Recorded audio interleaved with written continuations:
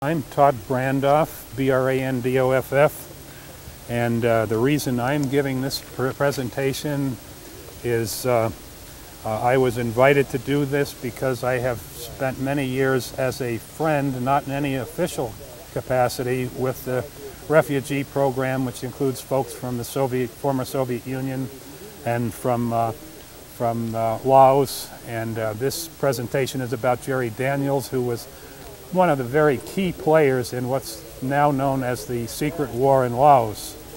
The story starts here in Missoula, Montana, as far as I'm concerned, in about the year 1937, and this was at a time when smoke jumping and aerial assault was pioneered right here in Missoula, Montana. And at the beginning of World War II, it was apparent to our military that the idea of aerial assault was definitely something new and something that they needed to find out about. This led to a presence here in the Missoula area in the 1960s, right about the middle of the war in Indochina. The CIA began recruiting out of the Missoula area. Jerrold Daniels, who is the subject of this talk, actually was a very young smoke jumper. I think he started jumping as early as age 17.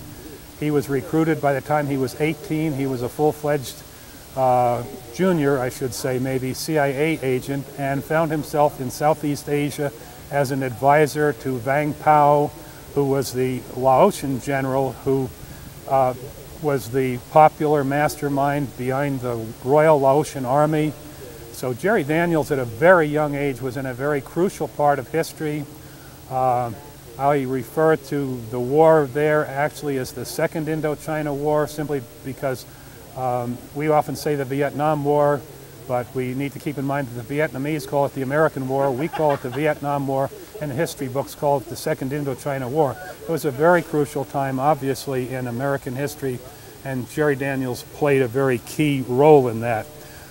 Just how serious and how big a role most of us don't realize, because normally Americans look at this period in time and we see the wall in Vietnam and look at that, and there was about 58,000 Americans killed. What we very rarely realize is the total death toll from the Second Indochina War ranged over a period of almost 25 years, and 5 million people likely perished as a result of that conflict. Jerrold Daniels came in the scene in the early 60s. At that time, there were about 100,000 people living in the hill country around Long Cheng in Laos, and these people's lives were very directly touched by Jerry. And kind of to make a long story short, on the fall of Saigon, which was in May of 1975, the folks in Laos who had worked with the American government, their lives were in danger. The Pathet Lao were knocking at the door in May of 1975. The Vietnamese were coming down the Ho Chi Minh Trail, and Lue was there also working with Jerry, and these folks were forced to flee. Most of us know that there is a large Hmong community here now. None of these people chose to come to America. That was not what they wanted. They wanted to stay and fight just as we would want to stay and fight for our country. They wanted to stay and fight for their freedom. And the story of the evacuation, it was a very, very emotional, trying time for these folks, having to flee their country, not knowing where they were going, fleeing to Thailand, but not welcomed in Thailand. They were considered enemy in Thailand, and eventually coming to the United States, where they knew nothing of the culture, nothing of the language. And what's so remarkable, and I know so many of these people that have settled here, have learned the language, and are successful business people here today, but the story of them leaving their home is one I can't even talk about. It's so powerful, and many of us share that emotion and sentiment over an evacuation of basically an entire nation.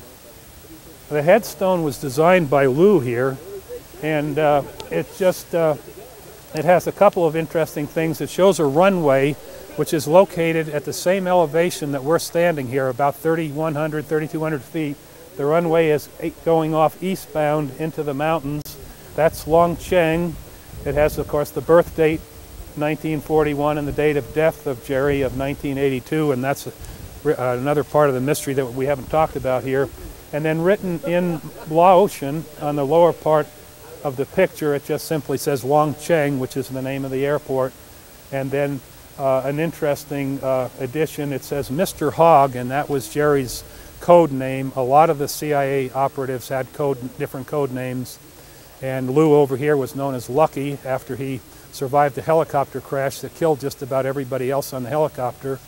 Jerry was known as the Hog or Hogg, and they all had various code names, the folks that worked for the CIA.